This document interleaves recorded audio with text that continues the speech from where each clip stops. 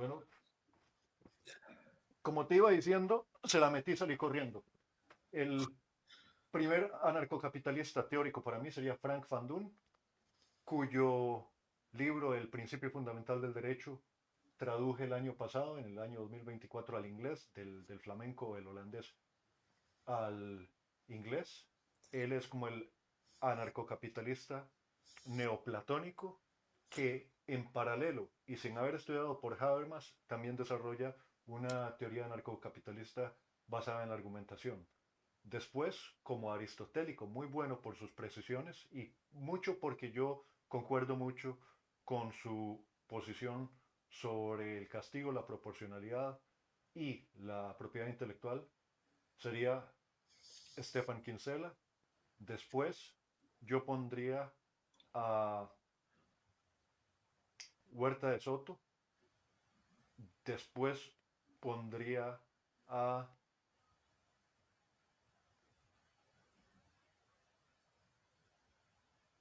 Hoppe, después a Rothbard. Huerta de Soto lo que tiene es que como divulgador de las ideas, me parece que él, quitando tal vez a Molyneux, que estaba en YouTube, el divulgador y propagador y promotor del anarcocapitalismo más efectivo, yo creo, de la historia Mi moderna, ley ha sido mucho más efectivo, Sebastián. pero Y él es ha sido porque, estudiante de Huerta de Soto. sí, pero no, sí, sí, a Huerta de Soto no le quito ningún mérito y de hecho es un autor súper claro a la hora de explicar las cosas, igual que Juan Ramón Rayo. Pero el acierto de Milei ha sido que se ha metido en el mundo de la farándula y ha sabido cómo entretener al público, de qué manera hablarle. Primero porque ha sacado unos temas, unos tópicos, temas de conversación y de debate que a todo el público argentino les tocan directamente, les preocupan. Y luego la manera de expresarlo, esos temas. Tú sabes que, no sé, mi ley es súper histriónico, ¿sabes? Y a lo mismo te manda a tomar por culo que, ¿sabes? Yo creo que lo de Milley es un ejercicio en la retórica potentemente efectiva, adaptada al lenguaje coloquial del siglo en el que vivimos. Claro, es que es lo que te vengo a decir, que Huerta de Soto, pues sí, le escuchas sus clases en la universidad y demás, el Menda es súper técnico, habla de esto y del otro, eh, pero claro, ¿cómo le llegas a, a la gente normal de la vida que te encuentras todos los días? Y bueno, ahí está un poco el problema. Una de las cuestiones de precisamente de ser profesor, tú puedes saber mucho del tema del que sea tu especialización, pero si no eres capaz de transmitir esas ideas de la forma más adecuada posible, pues la gente no te va a entender y todo lo que digas pues va a acabar en un saco sin muerto, sin fondo. Por Entonces, eso yo mencionaba la diferencia o la distinción entre los académicos y los prácticos. Por ejemplo, ahora voy a entrevistar a un abogado neerlandés que se ha mudado a Florida con la familia, pero que le cerraron la oficina, le allanaron la oficina, perdió la casa, le revocaron la licencia, porque lo que hacía él como anarcocapitalista y estuvo relacionado a los papeles de Panamá, es que daba talleres para el público en general de cómo reducir los impuestos legalmente a cero y también a compañías. Al final llevó al gobierno de Holanda a la Corte Europea y ganó. Entonces recuperó su licencia, pero acabó en cierto momento dependiendo del Estado para la vivienda, etcétera. Y ahora lo que hace es que se dedica como consultor a lidiar con clientes neerlandeses, pero desde Florida. Eso es algo extremadamente práctico, pero como tú decías, hay que sopesar muy bien dónde está esa frontera entre la práctica de tus valores en tu propia vida y el suicidio. A mí no me parece que Milén en algún momento tenga vocación de mártir. ¿Tú qué piensas? No, yo creo que ha sido un estratega fabuloso, el tío. Además, bueno, no sé si te habrás enterado, pero Job le venía a decir, le hizo una crítica durísima porque, a ver, todavía no has cerrado el Banco Central y esto y lo otro, te estás demorando demasiado, macho, y eso no es, era una de tus promesas electorales y demás. Pero la cuestión es que en realidad Jope anda un poco flojo en pensamiento económico. Eh, si Milei hubiese cerrado el Banco Central de buenas a primeras, lo que hubiese pasado es que habría generado una hiperinflación en Argentina como la que, vamos, ni la de Zimbabue le hace sombra, ¿sabes? Y la población argentina hubiese estado tan en contra de Milei en ese, vamos, directamente hubiesen asaltado la Casa Rosada, agarrado del cuello y ahorcado, y entonces, de alguna Tres manera, palabras. tres, Von sí, Hindenburg. Dos palabras. Von Hindenburg. sí, bueno, les hubiesen entregado el poder directamente a la izquierda, porque hubiese sido de alguna manera la prueba de fuego, que era un poco también el miedo que tenían muchos autores anarcocapitalistas de que, bueno, si ahora Milei fracasa, nos van a juzgar a todos, no solamente a todos, sino lo que es todo el sistema filosófico y ético anarcocapitalista. Y ahí Milei ha sabido jugar bien la jugada. ¿Por qué? Pues porque entiende de economía y dice, bueno, hay una... De hecho, le escuché decir razonar en este sentido, dar la explicación en un debate una entrevista que le estaban haciendo en Argentina. Él hablaba de lo que es la condición de transversalidad del dinero, que dice que el valor último del dinero como teniendo en cuenta un horizonte hipotético que es el final de los tiempos, es cero.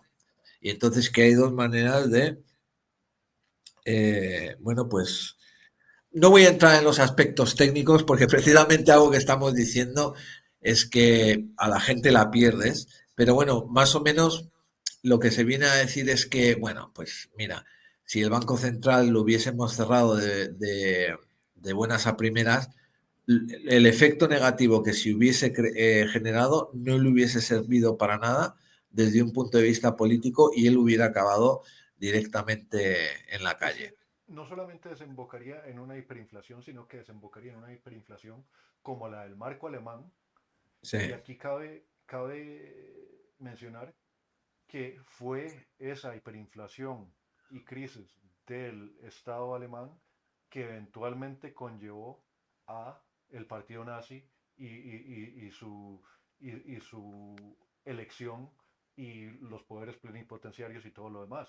Pero es que no es solo que esté flojo Jope, lo del marco alemán se puede contrastar también con Viena. Antes de que hubiesen euros, el, el billete de Viena incluía la fotografía de von Baberg, que por su conocimiento de teoría monetaria evitó la hiperinflación que sí sufrió Alemania. Entonces, no es solamente una cuestión de cálculo político, es esa condición de que sí, eventualmente el dinero es para gastarlo, aunque sea gastándotelo, heredándoselo a tu sucesor.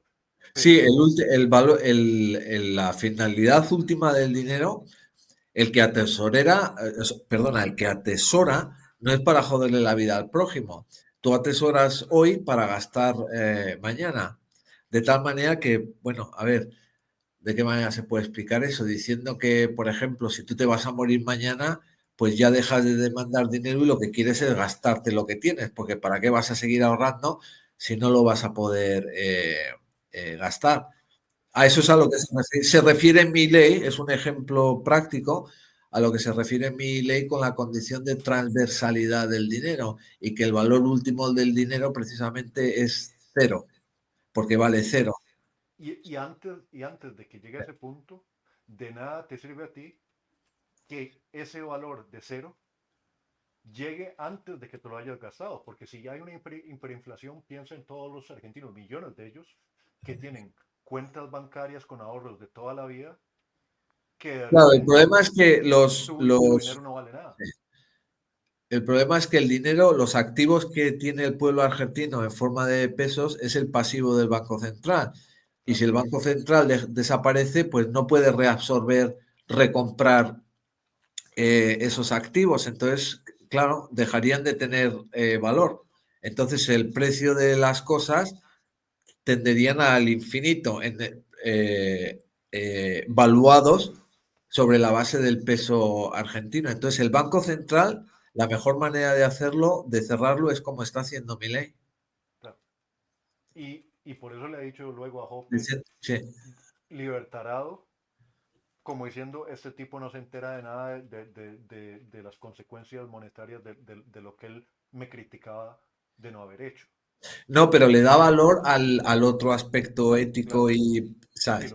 Él filosófico. dice que, bueno, ¿sabes? Desde un punto de vista económico no sabe mucho del tema, pero eso no quiere decir que los otros libros que haya escrito en otros Claro, campos no hayan tenido ningún valor. Es como decir, bueno, pues Nietzsche se volvió loco y en la demencia senil. Bueno, pero antes de estar loco y en la demencia senil había escrito una serie de libros que sí que tienen valor cuando estaba de acuerdo.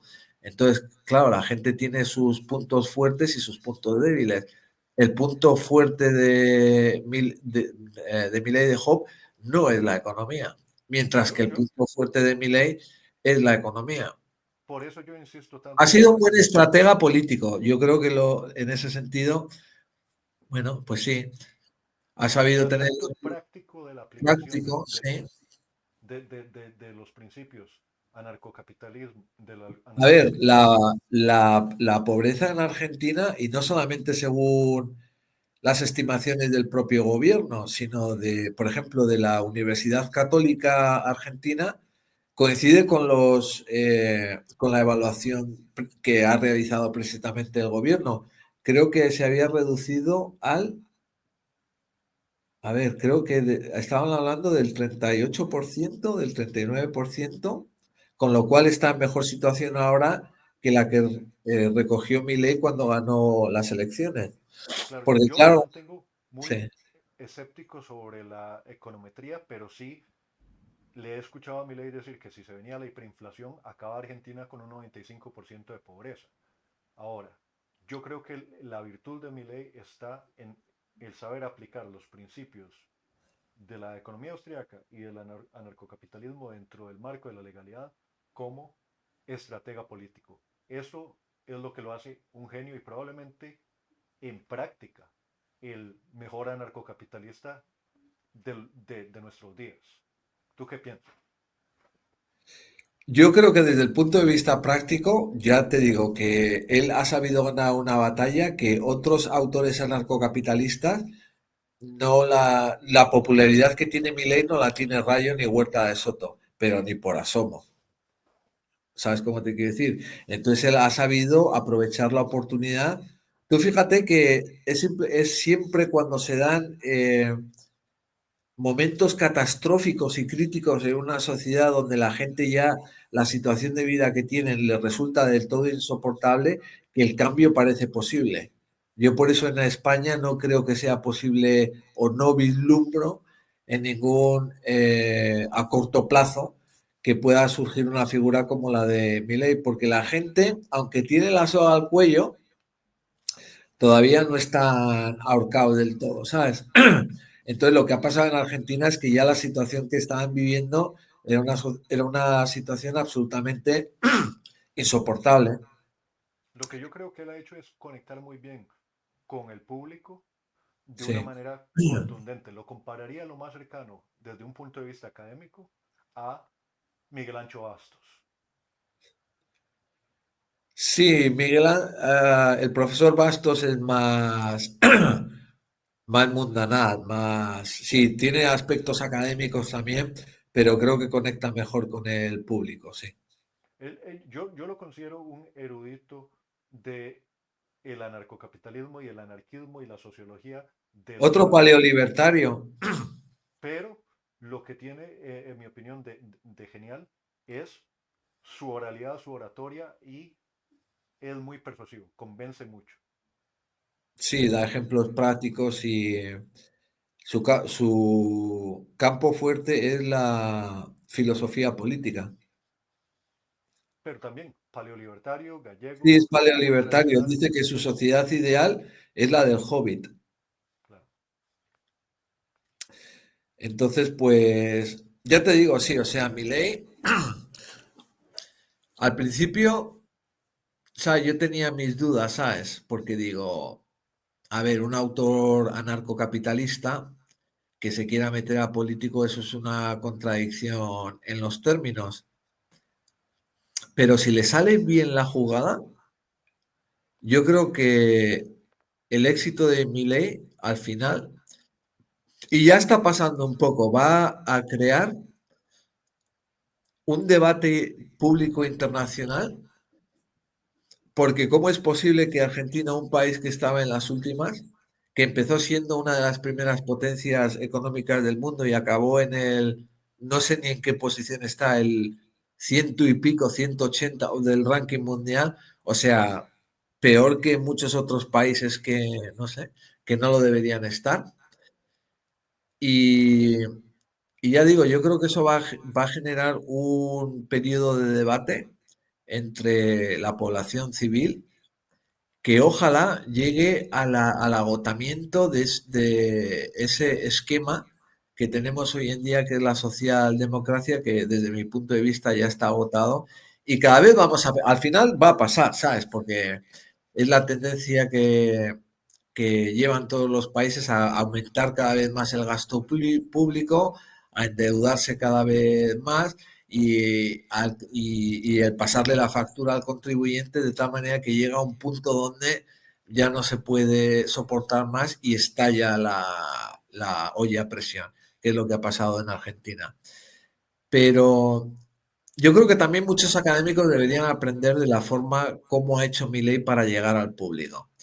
Mira Porque, lo que ocurrió en Davos cuando dio su famoso discurso en no, el pero Foro me Económico refiero a Mundial. todas las participaciones también que él ha tenido en la televisión argentina, debatiendo a gente de todos los colores y poniéndose un poco a su nivel. Porque a la gente cuando le hablas desde dentro, desde el pecho, entonces te entienden. O sea, mi ley ha sido mucho de, mira, ¿sabes? Pero tú qué dices, no sé qué, insultándose y demás. Eso la gente lo entiende perfectamente. Cuando ya te pones a explicarles, no, es que A, y entonces a partir del concepto B y del concepto C, los pierdes completamente. Claro. Y ya te digo, Juan Ramón Rayo, por ejemplo, es el favorito de los técnico-minosos, vamos a decir, la gente que le gusta la crítica de detalle y no sé qué sobre la economía y esto y lo otro, pero la gente normal de la calle, muchos ni le conocen y otros pues ni le entienden ni por asomo.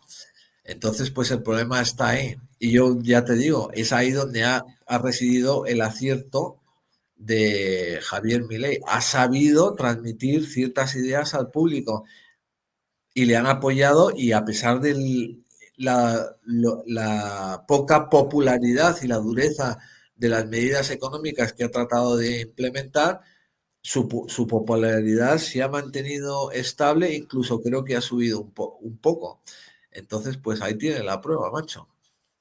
Yo te pregunto, ¿qué conoces acerca de Thomas Sass? Thomas Sass, ese es el autor que hablaba sobre, de hecho creo que he leído algún libro suyo cuando estaba estudiando la carrera.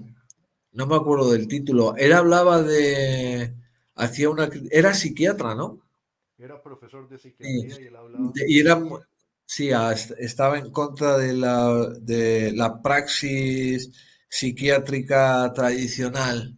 por ser forzosa, porque él Sí, decía, yo me tomé en serio sí, de lo que hablaba Rothbard, y la psiquiatría se utiliza para encarcelar a inocentes y exculpar a culpables. sí. Entonces se oponía a que la psiquiatría se volviera el brazo médico del Estado. Sí, bueno, yo creo que los políticos no sé si lo hacen de manera consciente o de manera inconsciente. De hecho, conspirar ya lo hacen contra la sociedad civil. Pero yo creo que están tan idos de la cabeza que ellos tienen esa idea de sí mismos como estamos realizando una actividad mesiánica y todo lo que hacemos, todas las maldades y las perradas que realizamos todos los días es por salvar a la humanidad. Entonces son malvados, pero no creo que sean malvados de forma consciente. Ellos, o sea, la mayoría de la población cuando les hablas de que el Estado podría no existir, pues piensan que tienen el cerebro comido. Y los políticos yo creo, o quizás yo es que sea demasiado anodino y no sé cómo decirlo, ¿sabes? Que no vean la realidad tal cual es. Conspirar están conspirando, pero a pesar de que están conspirando, para ellos, cuando les preguntas, están salvando al mundo. Y yo creo que firmemente lo creen, los Ahora, políticos. para ir cerrando un poco, hablando de políticos, dentro de la realidad histórica española, ¿qué político se acerca más a una posición que te parece compatible con los principios de la propiedad privada y la libertad dentro De del lo que contexto hay histórico? ahora, Sí. de lo que hay ahora.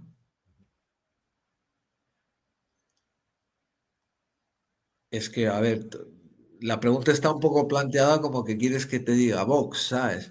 Pero no. Es como decir, hombre, si tuviera que elegir a uno, es como elegir a Donald Trump en lugar de elegir a, ¿sabes? ¿Cómo se llama? Kamala Harris. Bueno, pues sí, ¿tú cómo quieres? ¿Morir quemado o ahogado? Las dos cosas son muy malas, déjame pensar un poco, ¿sabes? Eh, en España no hay ninguno. Y los que había, que era el Partido Libertario, no se comen una rosca. Tiene que salir alguien como Milei, pero hasta que no generen las condiciones socioeconómicas adecuadas, no va a pasar, Sebastián. Entonces, bueno, como mal menor, yo quizás elegiría a Vox, pero es que, claro, hay muchas cosas de Vox, por ejemplo, el mercantilismo, el enfoque que tiene sobre la inmigración, etcétera, etcétera, que entiendo que siempre y cuando haya unos servicios sociales que se estén pagando con los impuestos, pues no sé, eso no, o sea, los recursos siempre son limitados y hay una cosa que tiene los estados, los individuos, que es externalizar los costes de de las propias acciones a terceros. Entonces, pues, pero al final alguien tiene que pagar los platos. Por eso hablábamos antes sobre un sistema de propiedad privada. En un sistema de propiedad privada, decíamos antes que aquel que se droga, pues ese que tiene propiedades puede expulsar de sus dominios a formas de vida no productivas, porque en realidad esas formas de vida lo que hacen es externalizar el costo de sus propias acciones hacia terceros. Entonces, bueno, pues si tú te quieres drogar y quieres vivir una vida hedónica y, no sé, en función a tus propios valores hedonísticos y personales, no con mi dinero. Claro. Es que si tú vives en una sociedad donde existe una propiedad privada, hay una serie de calles, tiendas y demás, tú de alguna manera te estás beneficiando de ese beneficio económico, porque no es lo mismo abrir una tienda en mitad del desierto que en la Gran Vía madrileña, donde sabes que vas a tener una probabilidad de éxito muy superior. ¿Por qué? Porque existe una serie de vínculos y de conexiones económicas que, bueno, de alguna manera van a facilitar ese tipo de transacciones comerciales. Pero si tú no aportas nada a ello y lo que quieres es consumir, estás externalizando los costes. Y, y bueno, es lo que hacen los individuos y una de las razones por las cuales se debería de abolir el Estado y abogar por un sistema de propiedad privada. O como Porque mínimo el estado de bienestar, es decir, O puedes tener las fronteras abiertas o tener un estado de bienestar, pero no puedes tener ambos porque entonces atraes a gente que quiere Correcto.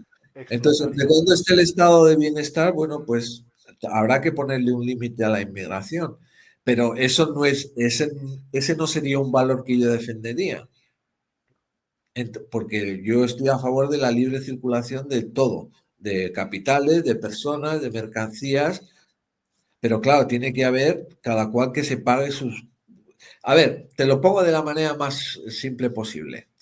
Si un inmigrante que viniera a España o a cualquier otro país no encontrara trabajo y no recibiera paguitas del Estado, se tendría que volver por donde ha venido. Ah, Entonces es lo que hay. yo creo que tal vez la moraleja es que del dicho al hecho hay un buen trecho, pero el primer reto es penetrar en la mente de la gente. Aunque sea un atisbo de aceptación, fue suficiente como un pelo para, en combinación con una situación catastrófica, llegar Milei al poder. Y como dices, a partir de ahí, el potencial de divulgación y el expandir la ventana de Overton, le llaman, de posiciones políticas consideradas socialmente aceptables, es lo que se ha venido dando gracias a que logró llegar a alcanzar el poder. Ya por eso te digo que los anarcocapitalistas, ese que dice que va de loco, dice, bueno, yo me voy a pelear con el Estado de manera frontal y directa, ¿sabes? Bueno, pues vas a acabar perdiendo la batalla. Lo que tenemos que hacer es tratar de cambiar en la manera de lo que, de nuestras posibilidades el pensamiento de la sociedad. La batalla es ideológica en el campo de las ideas. Ahí la izquierda nos ha ganado la batalla. Ahora, yo sí admito que, por ejemplo, en Argentina, el algoritmo práctico de manera cotidiana y pragmática es muchísimo más frecuente por la alta inflación, ¿no? Y la adopción de criptomonedas como medio de intercambio es No, comparativamente muy yo superior. sí, te lo he dicho antes, yo el algoritmo siempre y cuando uno trate de evitar las consecuencias negativas de realizar ese tipo de actividades, es decir, hacerlas de manera ilegal y en el mercado negro, pues me parece perfecto. Ahora, si utilizas el algoritmo para darte de cabezazos contra el Estado o estrellarte contra el Estado y lo que quieres es, bueno, pues yo ahora me voy a inmolar para crear conciencia, pues no vas a conseguir nada y tu sufrimiento no va a valer absolutamente para nada. Sí, no debe ser en vano la lucha. Sí. La lucha debe tener vocación de victoria. Sí, tenemos que ser anarcocapitalistas filosóficos hasta que podamos ser anarcocapitalistas prácticos. Porque la Muchas realidad gracias del Estado... Sí, por tu participación el día de hoy, Jorge. Quisiera decirle a los televidentes que les pido que nos contribuyan con sus donaciones. Voy a poner mi dirección de cripto abajo y les agradezco mucho porque es gracias a estas contribuciones que podemos invertir en mejor material de producción, cámaras, micrófonos, etcétera, para ir mejorando la calidad y estar a la altura de nuestros invitados. En verdad ha sido un honor y hasta la próxima. hasta la próxima. Gracias.